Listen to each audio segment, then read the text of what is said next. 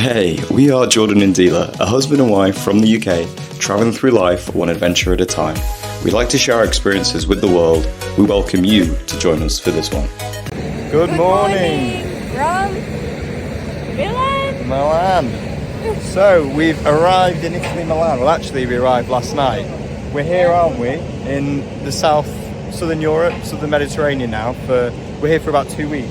Yeah. So we're seeing Milan, Como, Venice, Ravenna, and then we're getting on a Norwegian Viva cruise, aren't we? Yeah, we are. Going around Italy, Croatia, Turkey, Greece. Greece, yeah. So we're going to take you along with us, aren't we? On our exciting adventure. So we arrived yesterday evening, didn't we? Kind of late afternoon. We were quite tired, so we didn't really want to film too much, but we did have an evening adventure, didn't we, on the canals in the Navigli, I think it's pronounced, area of Milan. Yeah. It was really exciting, really beautiful, warm. It was warm. not super warm now, but it was warm yesterday. But thank God for packing warm clothes. I know, I don't think we packed enough jumpers. I mean, obviously the UK is very cold where we're from, and Italy, we thought it was going to be a bit hotter than it is probably, but yeah. It's still nice, So we're here today, aren't we? Walking around Milan, doing our walking tour. We've only got a few hours here in the city because then we're going to go straight to Como, which was doing our kind of research. We thought that's where we best invest the time. So we're here at this cathedral. How much do you know about the cathedral? This is the Duomo, the Milan Duomo Cathedral. Do you know much about it? Don't know about the history, but I know it's really popular. So you're looking at here. Is it the biggest cathedral In the world? Yeah. It's the third biggest cathedral in the world. So the one in the Vatican and the one in Seville is bigger.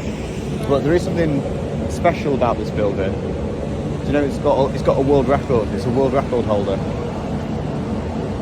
Do you know? Can you see what it is? If you look very closely, you can actually tell. So I'll spin the camera around so you can actually see it. So the world record is for the number of statues on the building. Yeah, so the world record is for the number of statues. There's 3,400 statues on the building here. So, yeah, it's amazing. So the cathedral was first started to be built in 1368, something like this. Do you know how long it took to complete?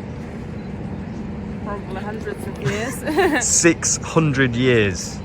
So the ruler of Milan ordered it to be built. Visconti? Yeah. Yes, it was finished in the 60s, 1960s it was finished. So we're going to see if you to go inside. I know you can go inside. With it being a Sunday, which is the day we're here, hoping we can just go in for free, but I know if you want to do like the top bits here, if you want to go on the roof, you've got to buy tickets. It's quite a famous sort of thing to do in Milan, but we're not going to do that today because I don't think we've really got time to do it.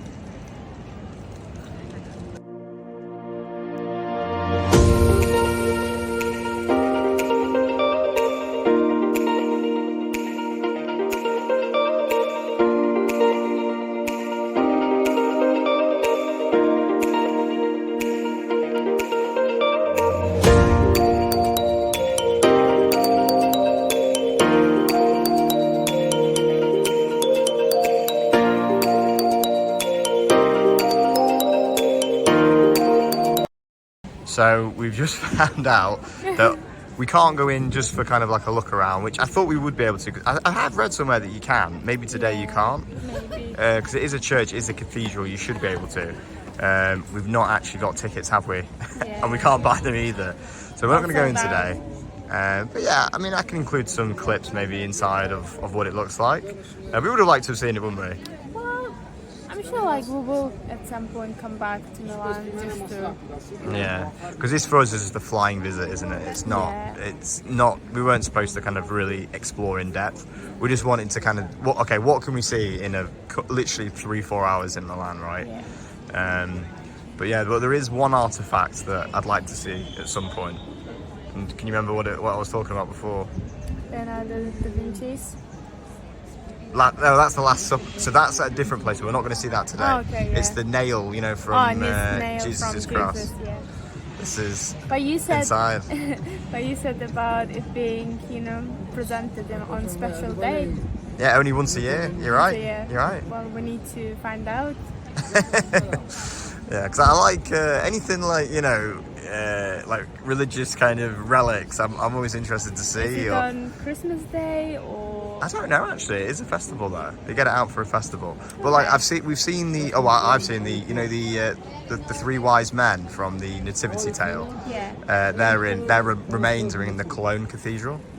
So yeah, it's interesting. So yeah, we're going to move on. We're going to do a bit of a walking tour today, really. So we're going to move on to our next place, which is this shopping galleria.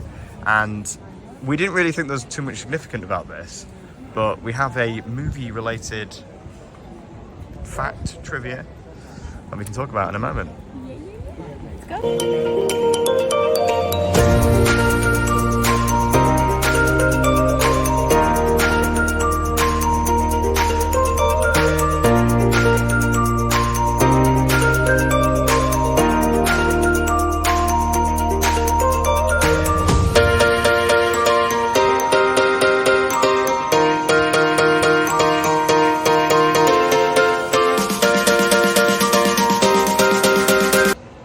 So the next stop on the tour is this gallery. Not the spooky one from the Haunted Mansion, but the Galleria in Milan. Oh my god. Oh wow, Sorry for...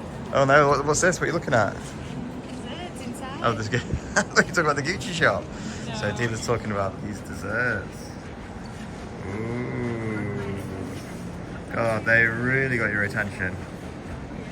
So we're in probably the most beautiful shopping arcade I've ever seen. I mean, you can see the Trafford Centre in Manchester has got a little bit of inspiration, I think, from in here, because it's very, very similar with the religious kind of art and just the grandeur of it and the shape and the dome. Shopping is kind of, people's religion then. Yeah, maybe, yeah, that's a good point.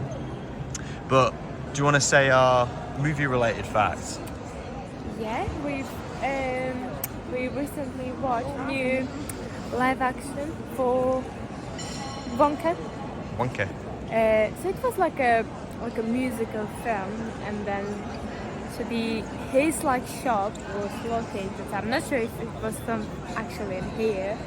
Yeah, but it's definitely based on this, isn't it? Based on here, yeah. So if you want to see like a fantastical version of this in a film, watch Wonka, because they do a great job, don't they, of capturing it. But yeah, it's absolutely stunning. So it's almost like from four sides, isn't it? It's like a cross.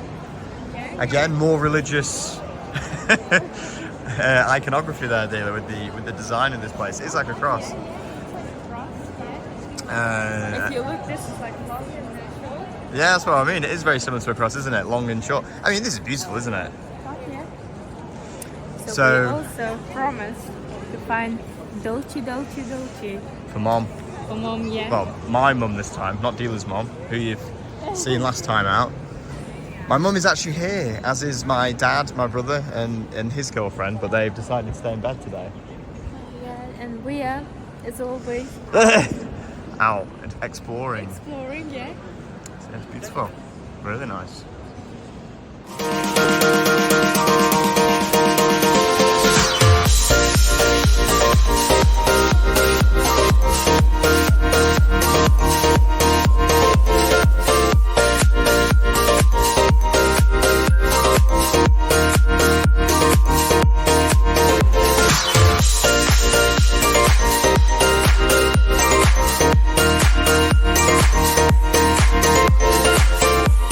So we've come into this beautiful cafe, haven't we, called Cracco.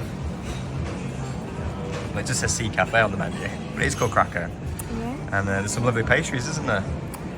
They look amazing. Like, amazing. Oh, well, you did a good job of getting them on film, didn't you? So we're going to have a couple of pastries, coffee, in this beautiful arcade.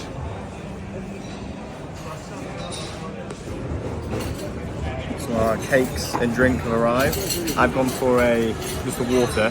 Sue's got a cappuccino, and then these lovely cakes and these tarts, fruit tarts. This one's like a mixed fruit tart, and then Dilo's gone for the mango, which is your favourite fruit really, and mine.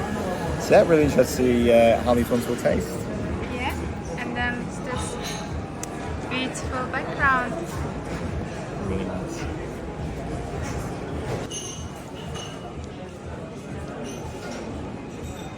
So we've finished our cafe adventure, haven't we? We're back in the Galleria Emanuele. As you can see now, it's a lot more busy. So we got here at about 9 o'clock, didn't we? Yeah. Whereas now it's a lot more busy. But yeah, it's just absolutely beautiful inside. I mean, this decoration, I mean, just look at kind of like a random piece of wall here. You've got loads going on. Yeah. Statues and then this kind of artwork. Yeah, it's lovely. So what did you think of Cracco? It was the most amazing dessert. Was it? Like mango tart I've ever tried. The mango was like... Oh, you really enjoyed it? Yeah, I enjoyed it. It just melted in my mouth. You're not getting this Italian. Dila had the price shock when it came, didn't you? Oh, wow. It was about 50 euros, wasn't it? Yeah. But you know, it's a beautiful location and the cakes were really good. The service was good. It was beautiful inside, wasn't it, the restaurant? Yeah, it was. Yeah, it was amazing. You know, it's nice. We do have just like such an amazing view. It's an amazing view. Just look at the shops. Oh, and something else we've not mentioned. Today's a special day. Today is a special day. Today is our wedding anniversary. Well, God obviously got married on my mom's birthday, which is today. So yeah, it's a 1 year, but hopefully from next year we're gonna celebrate on a different day because we want to have, you know, Our wedding day. Yeah, we had like a paper day, didn't we? Like a marriage day. But we're gonna have a proper wedding day next year. So we call it today like paper day. Plus we want our separate, you know, anniversary from my mom's birthday as well. So That's true. But yeah, that was like a kind of special breakfast for us.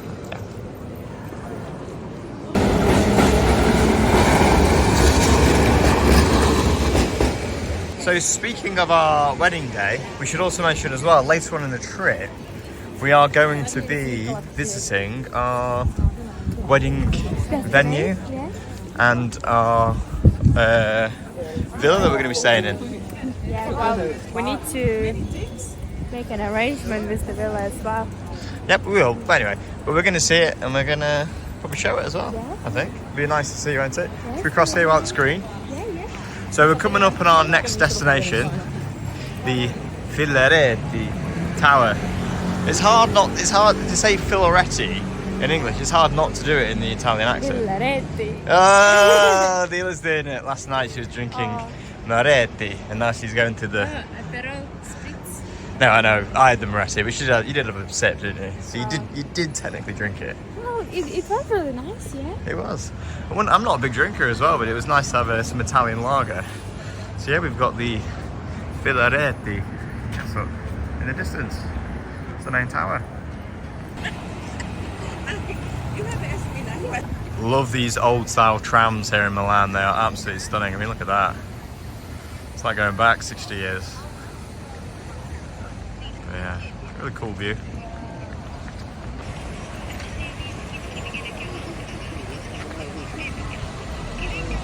So we've arrived at the Filarete. Filarete Tower. I like how you say it. Filarete. It was hard to say it in English. Filarete. Filarete. I'm just gonna wear my glasses because it seems a bit bright. It's a bit bright now. It's been quite a gloomy day, hasn't it, so far? Yeah. But we're at the Filarete Tower. Now, there's a version of this that's existed since the 14th century. It's just the same as the Duomo Cathedral, built by the same family, the Visconti family. And it's part of a wider castle called the Sforza Castle. And it was built, so the tower was built, as my understanding, and then the castle and everything, it was all expanded upon. But when Napoleon came and conquered Milan in 1796, his soldiers stayed here at the castle and they messed it all up inside. So I believe, and also I think he ordered for the outer parts here to be removed and replaced. So all what you're seeing here isn't as old as 600-700 years. The idea of this castle has been around for a long time, but it's gone through different kind of iterations over the years. So yeah, naughty Napoleon causing trouble again. Naughty. So I think the actual tower now is about 120 years old. At the start of the 20th century, it was rebuilt. I think it was about 1906, and it kind of does have a bit of a Victorian sort of harshness about it in a way. It's quite sharp edges, and it has that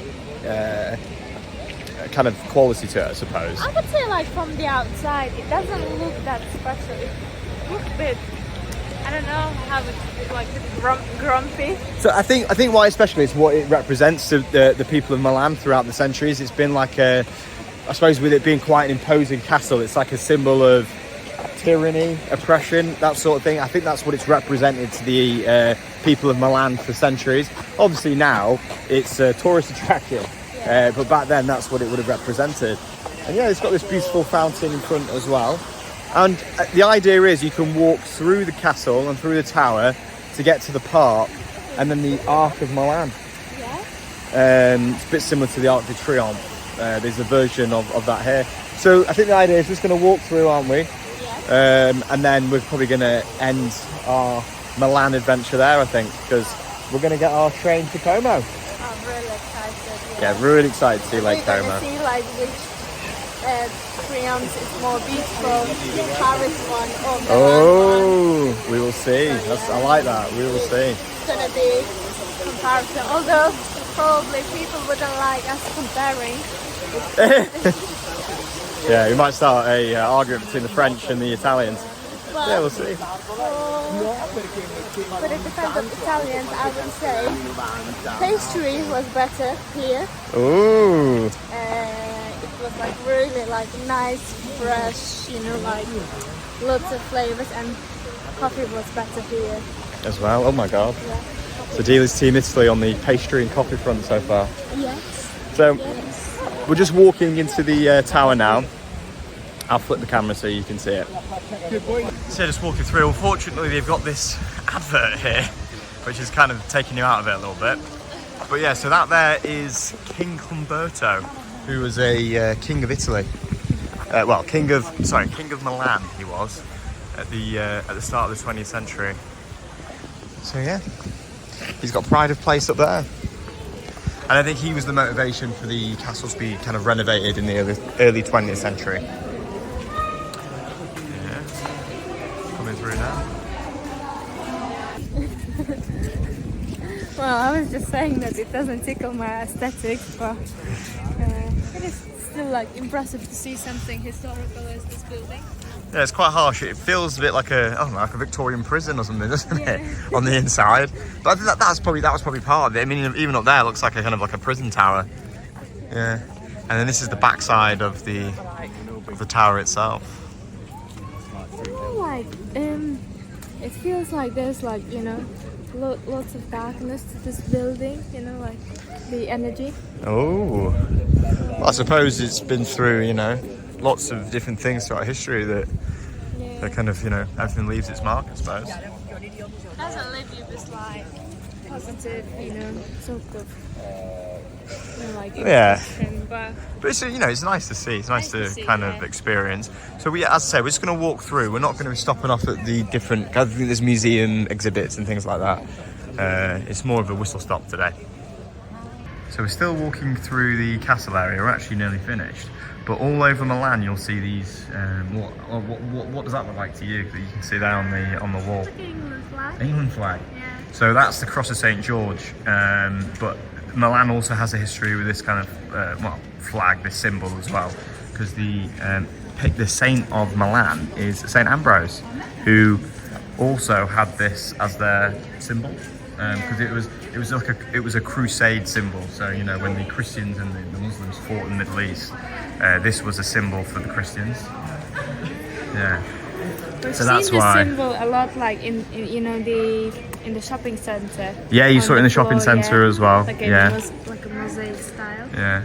Because so I mean, in England it's the Cross of St George, but here it's the Cross of St Ambrose as well, I suppose. But I mean, a lot of countries also do like St George. I'm not too sure about here in Milan. But yeah, that's why you see it everywhere. So we've walked through the park now. We've just arrived at the Arco della Pace, which stands for the Arc of Peace. I probably butchered that massively. But as you can see here, it's very kind of, it is Napoleonic because it was built by Napoleon. Yeah. It wasn't finished by Napoleon. I think it was finished by the Austrians. But yeah, it's beautiful, isn't it? Very similar to the Arc de Triomphe in Paris, and a little bit similar to the Brandenburg Gate as well in Berlin. Yeah, it's beautiful. It even says Napoleon's name on it. So how do you think it compares to the one in Paris? I would say like one in Paris looks more kind of grand. It does, doesn't it? Yeah, but you know, both equally like beautiful. Yeah, exactly. Well, the thing is with the one in Paris, it ends at kind of like the Champs-Élysées, so you walk through kind of like so much, don't you, of Paris to get there. This kind of, it feels like the big finish. And here as well, it's a similar kind of vibe where you walk from the castle from down here, which we've just come from, and you walk through the park, and then you do finish. It's going to be really zoomed in on dealer. You do finish here at the Arco della What I Pace. could say, like maybe they should like make the park look a bit more nicer, you know, like so it's gonna be kind of impressive, like walk to here, like big finale. Yeah, I agree. It would be nice. But it's nice that they've had something similar to this, because I suppose in Manchester we don't have anything like this, do we? It'd be nice if we did. Yeah, but it looks like there's a bit of work going on at the moment, as of October 2024. So our 24 hours in Milan is over, dealer, for us. Yeah, it is.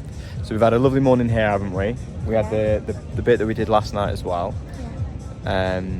And yeah, what was your highlight of Milan actually? Well, I would say the cathedral area. And obviously we have some story to tell. The funniest story we've seen yesterday. Oh, go on, say it. You gotta say this. You gotta say this. Guys, so there were like two guys. I would say they're from Indonesia. I think they were kind of look South like, Asian, from somewhere. So one of the guys, we're not sure whether they were like brothers or like friends. It was just two guys. Two guys. So yeah, one of them like were really, really drunk, like really pissed. Really pissed.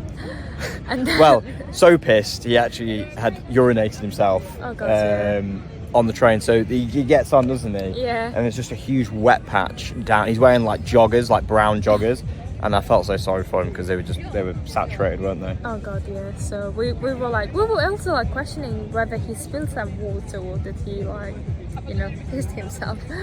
Well, I think probably he the definitely pissed himself. And then like they were just like, you know, like sitting, and obviously like the metro is just like shakes quite a lot. And then the other guy who was sober one, he was just like taking video and like, you know, be like probably being like, you know, funny. And then one moment the guy started to vomit. Oh my god. All over the floor. This is a busy train, as you can imagine.